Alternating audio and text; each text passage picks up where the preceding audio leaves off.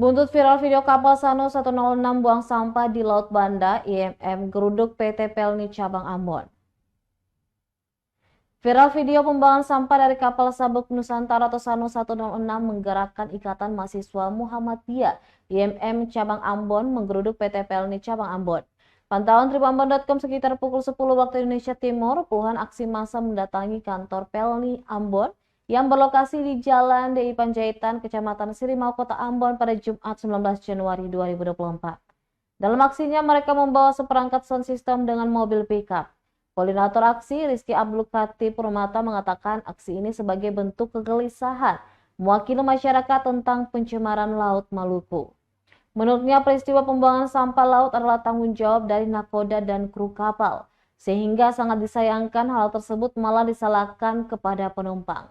Dalam aksi tersebut, IMM Cabang Ambon menyampaikan 2 poin tuntutan, diantaranya meminta PT Pelni Cabang Ambon untuk memecat nakoda dan kru kapal atas tindakan tidak bertanggung jawab akan sampah di kapal Sanu 106. Kemudian meminta pertanggungjawaban PT Pelni Cabang Ambon atas pencemaran lingkungan yang terjadi di perairan Laut Maluku. Dikatakan sebagai warga Maluku harus turut menjaga kelestarian alam, khususnya di wilayah laut, agar nantinya dapat dinikmati oleh anak cucu. Sebelumnya diberitakan viral di media sosial TikTok sebuah video memperlihatkan kapal Sanu 106 melintasi Laut Banda.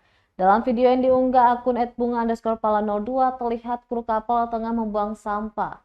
Bahkan sampah yang dibuang sebanyak 2 kantong besar. Sampah-sampah itu pun mengambang dan mencemari lautan.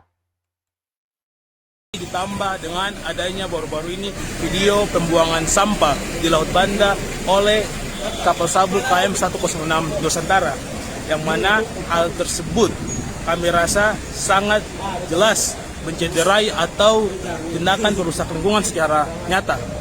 Kalau misalnya kita lihat berdasarkan undang-undang, peraturan pemerintah, peraturan menteri, perpres, itu semuanya kan sudah jelas yang bertanggung jawab atas tindakan pencemaran di lingkungan pada saat perlayaran yaitu kapal, yakni nakoda dan kru kapalnya, yang mana hari ini KM Sabuk merupakan kapal perintis yang dikelola langsung oleh PT Pelni Cabang Ambon. Saya rasa aksi kami hari ini itu konkret dan selaras karena berdasarkan dengan landasan-landasan hukum yang telah kami kaji bersama teman-teman kami.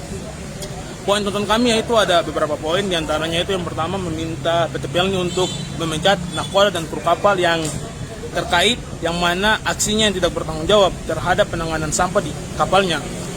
Kemudian juga kami meminta pertanggungjawaban kepada PT Pelni Cabang Ambon atas pencemaran lingkungan yang terjadi hari ini di perairan Laut Maluku.